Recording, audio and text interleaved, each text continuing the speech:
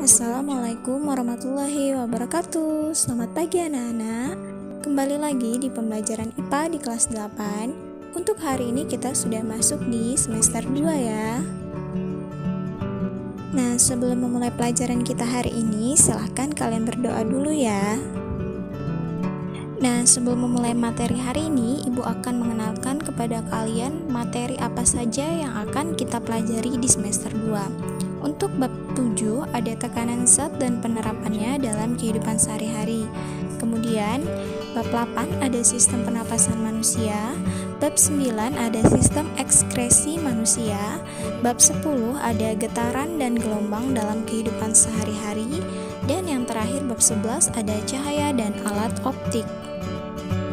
Nah, itu tadi materi-materi yang akan kita pelajari di semester 2. Selanjutnya, kita langsung saja masuk ke bab 7 yaitu tekanan zat dan penerapannya dalam kehidupan sehari-hari. Selanjutnya, Ibu akan menyampaikan kompetensi dasar pada bab ini. Untuk kompetensi dasar pengetahuan yaitu 3.8, menjelaskan tekanan zat dan penerapannya dalam kehidupan sehari-hari, termasuk tekanan darah, osmosis dan kapilaritas jaringan angkut pada tumbuhan. Sedangkan untuk kompetensi dasar keterampilannya, menyajikan hasil percobaan untuk menyelidiki tekanan zat cair pada kedalaman tertentu, gaya apung dan kapilaritas, misalnya dalam batang tumbuhan. Nah, jadi nanti di bab ini kalian akan mengerjakan ada tugas keterampilan dan ada juga tugas pengetahuannya. Nah, ini adalah bagian konsep pada bab ini. Kalian juga bisa lihat bagian konsep ini pada buku paket kalian halaman 37. Nah, tekanan zat dan penerapannya dalam kehidupan sehari-hari itu, jadi materinya meliputi tekanan zat padat, tekanan zat cair, tekanan gas, dan aplikasi tekanan dalam kehidupan sehari-hari. Nah, kemudian pada tekanan zat cair itu mencakup tekanan hidrostatik, hukum Archimedes, dan hukum Pascal. Nanti akan kita bahas pada materi. Selanjutnya, untuk aplikasi tekanan dalam kehidupan sehari-hari, ada tekanan gas pada proses pernapasan, ada pengangkutan air pada tumbuhan, ada pengangkutan nutrisi pada tumbuhan, dan yang terakhir adalah tekanan darah. Tujuan pembelajaran kita hari ini, melalui literasi, peserta didik dapat yang pertama, menjelaskan konsep tekanan. Yang kedua, menganalisis hubungan antara gaya dan luas permukaan terhadap besarnya tekanan. Yang ketiga, menjelaskan hukum Archimedes. Yang keempat, menganalisis penerapan hukum Archimedes pada benda terapung, melayang, dan tenggelam di dalam air. Yang kelima, menerapkan hukum Pascal pada benda dalam kehidupan sehari-hari. Yang keenam, menganalisis tekanan zat cair pada kedalaman tertentu. Nah, coba kalian amati gambar berikut ini. Pada saat musim hujan, kalian sering menyumpai jalanan yang berlumpur akibat terguyur hujan, sehingga kita lebih sulit untuk melintasi jalanan. Nah, kalau kalian hendak melewati jalanan berlumpur, kira-kira nih sepatu mana yang akan kalian gunakan? Sepatu boot atau sepatu hak tinggi? Nah, agar kalian dapat melewati jalanan berlumpur dengan mudah, seharusnya kalian menggunakan sepatu boot. Dengan menggunakan sepatu boot, kalian akan mudah melewati jalanan yang berlumpur dan tidak mudah terjebak masuk ke dalam lumpur. Mengapa hal ini dapat terjadi? Nah, coba kalian amati gambar sepatu boot dan sepatu hak tinggi. Bila kita lihat, sepatu boot memiliki permukaan pijakan yang lebih luas dibandingkan dengan sepatu hak tinggi. Sepatu yang memiliki permukaan lebih luas tidak mudah terjebak masuk ke dalam lumpur. Nah, fenomena ini juga bisa kalian amati pada bebek dan ayam. Nah, bebek bisa dengan mudah mencari makan di tempat yang berlumpur, misalnya di sawah. Sedangkan ayam, dia akan mengalami kesulitan jika mencari makan di tempat seperti itu. Nah, mengapa bebek dapat memiliki kemampuan seperti itu? Kalian bisa lihat pada struktur kaki dari bebek, dia memiliki selaput pada kakinya, sedangkan ayam tidak memiliki. Nah, permukaan pijakan yang luas menyebabkan tekanan yang dihasilkan oleh kaki terhadap lumpur semakin kecil, sehingga bebek tidak mudah terperosok masuk ke dalam lumpur. Jadi, pengertian tekanan adalah besarnya gaya yang bekerja pada benda tiap satuan luas bidang tekan. Selanjutnya, tekanan zat padat. Konsep tekanan sama dengan penyebaran gaya pada luas suatu permukaan benda. Apabila gaya yang diberikan pada suatu benda semakin besar, maka tekanan yang dihasilkan juga bertambah besar. Antara gaya dengan tekanan itu berbanding lurus. Sebaliknya, semakin luas permukaan suatu benda, maka tekanan yang dihasilkan semakin kecil, sehingga antara luas permukaan bidang tekan dengan tekanan dia memiliki perbandingan terbalik.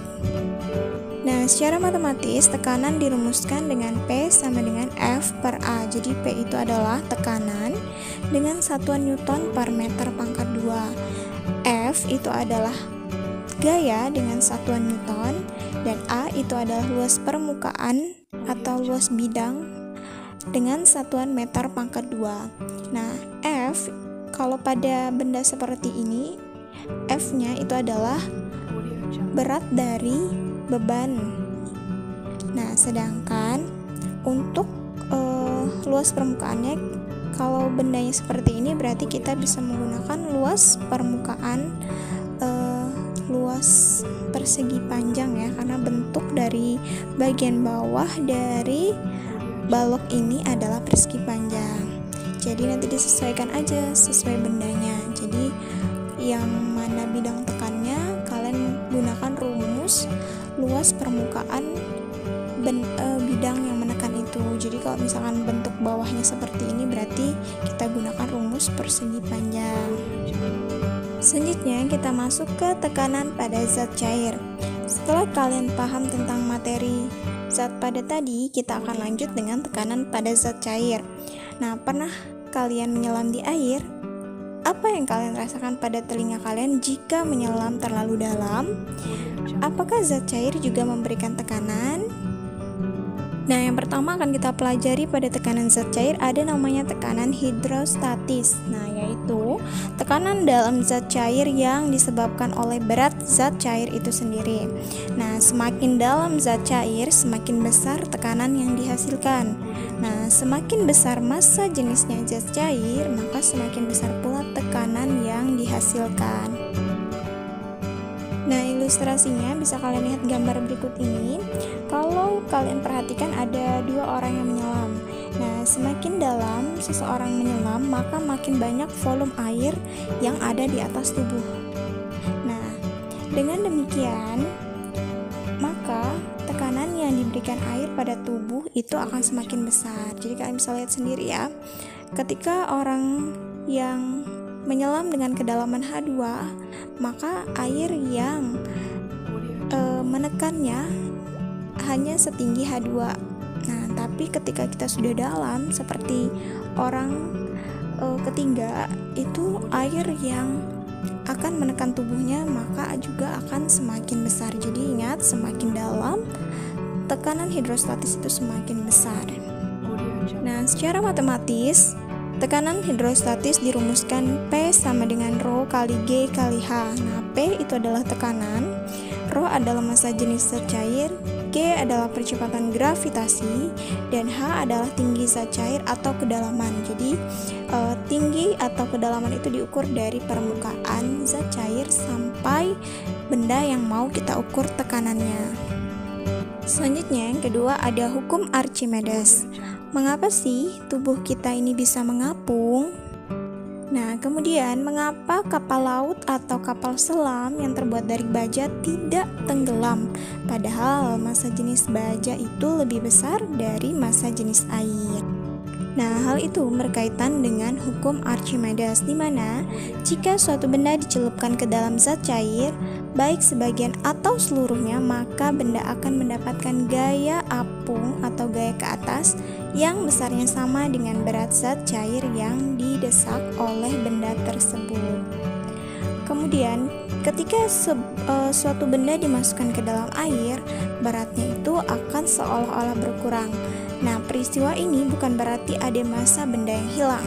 Namun, berat benda berkurang saat dimasukkan ke dalam air itu karena ada gaya apung atau FA yang mendorong benda ke atas atau berlawanan dengan arah dari berat benda. Secara matematis, gaya apung dapat dihitung dengan berat benda di udara dikurang dengan berat benda di air. Jadi, FA itu adalah gaya apung, WBA adalah berat benda di air, WBU adalah berat benda di udara. Nah, untuk hari ini kalian akan menghitung atau mencoba menyelesaikan tentang percobaan dengan hukum Archimedes. Namun karena kita tidak langsung praktikum, jadi kalian nanti Ibu akan memperlihatkan gambar dari percobaan hukum Archimedes dan kalian akan menganalisis data serta membuat kesimpulan. Nah, selanjutnya adalah konsep terapung, melayang, dan tenggelam. Suatu benda dikatakan terapung kalau dia memiliki posisi seperti ini ya. Kemudian di mana massa jenis dari benda itu lebih kecil dari massa jenis zat cair. Nah, sedangkan untuk benda melayang, posisinya seperti gambar kedua ini, telur. Nah, massa jenis benda ini sama dengan massa jenis zat cair, sehingga posisinya itu melayang. Nah, sedangkan untuk yang terakhir, benda tenggelam, seperti gambar logam. Nah, ini massa jenis dari bendanya itu lebih besar daripada massa jenis zat cairnya. Nah, selanjutnya, mengapa sih kapal dapat mengapung? Kapal laut tidak tenggelam karena pada saat diletakkan secara tegak di lautan, kapal laut dapat memindahkan air laut dalam jumlah yang besar, sehingga kapal mendapat gaya ke atas atau FA yang sama besar dengan berat dari kapalnya.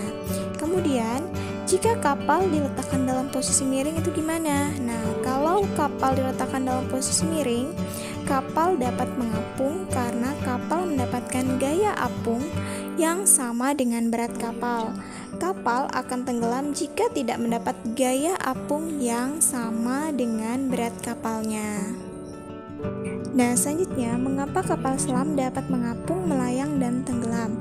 Nah, kapal selam ini kapal yang bisa mengubah massa jenisnya supaya dia bisa menyelam, melayang, ataupun mengapung di permukaan air. Nah, untuk mengubah massa jenisnya, kapal selam itu mengurangi dan menambah massanya. Nah, mengurangi massanya itu dengan cara gimana? Tentu saja dengan mengurangi air yang ada di dalam kapal selam, dengan mengeluarkan airnya dari kapal tersebut. Nah, sedangkan untuk menambah massanya supaya dia bisa menyelam, dia akan menambah air ke dalam kapalnya. Jadi, massa kapalnya bertambah. Nah, tentu saja massa jenis dari kapal juga akan bertambah. Nah, kalian bisa lihat di gambar nih. Pada posisi mengapung, massa jenis dari kapal itu lebih kecil daripada massa jenis air. Nah, pada saat melayang, massa jenisnya sama. Nah, pada saat tenggelam, massa jenis kapal itu lebih besar dari massa jenis air. Selanjutnya, ini adalah merupakan penerapan hukum Archimedes. Ada balon udara, kapal, kemudian ada jembatan ponton, dan lain-lain. Selanjutnya, tekanan zat pada zat cair yang ketiga yang akan kita pelajari yaitu tentang hukum Pascal. Nah, kalau kalian pernah melihat mobil yang dicuci di tempat pencucian mobil seperti ini, mobil yang dicuci akan diangkat dengan menggunakan alat pengangkat yang namanya adalah pompa hidrolik. Nah, pompa hidrolik ini adalah salah satu alat yang bekerjanya menggunakan prinsip dari hukum Pascal. Hukum Pascal menyatakan bahwa tekanan yang diberikan pada zat cair di ruang tertutup akan diteruskan ke segala arah dengan sama rata. Nah, tadi pompa hidrolik adalah salah satu alat yang prinsipnya menggunakan prinsip hukum Pascal. Selanjutnya, secara matematis, pada dongkrak hidrolik persamaannya adalah F1 dibagi A1 sama dengan F2 dibagi A2, di mana F1 dan F2 itu adalah gaya yang bekerja pada masing-masing penampang. A1 dan A2 itu adalah luas penampangnya. Selanjutnya, berikut ini adalah penerapan dari hukum Pascal. Yang pertama ada dongkrak hidrolik, yang kedua ada pompa hidrolik pengangkat mobil, yang ketiga ada pompa sepeda, yang keempat ada rem hidrolik, dan yang terakhir ada kempa hidrolik mesin pengepres kapas. Selanjutnya, ini adalah lembar kerja yang harus kalian selesaikan dan nilainya akan Ibu ambil sebagai nilai keterampilan. Nah, karena kita tidak praktik secara langsung, silakan kalian dibaca saja dulu mulai dari topik sampai dengan langkah kegiatan. Nah, ini prosedur kalau kita melakukan praktikum secara langsung. Namun, karena kita tidak bisa melakukan secara langsung, Ibu akan memberikan data berupa gambar di halaman berikutnya. Nah, ini tadi gambar percobaan yang sudah Ibu sampaikan. Jadi silakan kalian amati gambar dari percobaan 1 sampai dengan percobaan 3. Nah, alat ini namanya adalah neraca pegas. Jadi, alat ini digunakan untuk mengukur berat benda. Jadi untuk mengukur besarnya gaya kita bisa menggunakan namanya neraca pegas. Jadi ini satuannya dalam Newton. Nah, kita mengukur berat beban di udara dan berat beban di air. Jadi percobaan 1, 2, dan 3 dengan beban yang berbeda. Untuk percobaan 1 menggunakan beban bermasa 0,1 kg, percobaan 2 menggunakan beban bermasa 0,15 kg, dan percobaan 3 menggunakan beban bermasa 0,2 kg. Selanjutnya, silakan kalian jawab berapa berat beban di udara atau WU dan berapa berat beban di air atau WA. Jadi dilihat pada percobaan 1 WU berapa, WA berapa, percobaan 2 WU-nya berapa, WA-nya berapa, begitu pula percobaan 3 WU-nya berapa, WA-nya berapa. Kemudian data-data ini nanti akan kalian masukkan di tabel pada halaman berikutnya. Selanjutnya, silahkan kalian isi tabel data hasil pengamatan percobaan hukum Archimedes. Jadi dituliskan tadi berat beban di udara, WU-nya untuk beban yang bermasa 0,1 itu berapa WU-nya, berapa WA-nya. Kemudian hitung FA-nya, di mana FA itu adalah berat beban di udara dikurang dengan berat beban di air. Jadi datanya dimasukkan ke dalam tabel yang ini dan jawab juga bagian F, yaitu simpulan nomor 1 dan nomor 2. Nah, itu tadi materi kita hari ini dan tugas untuk kalian. Silakan tugasnya dikerjakan dengan sebaik-baiknya ya. Kemudian yang sudah nonton jangan lupa subscribe, like, komen, dan share ke teman-temannya. Terima kasih, semoga bermanfaat. Assalamualaikum warahmatullahi wabarakatuh.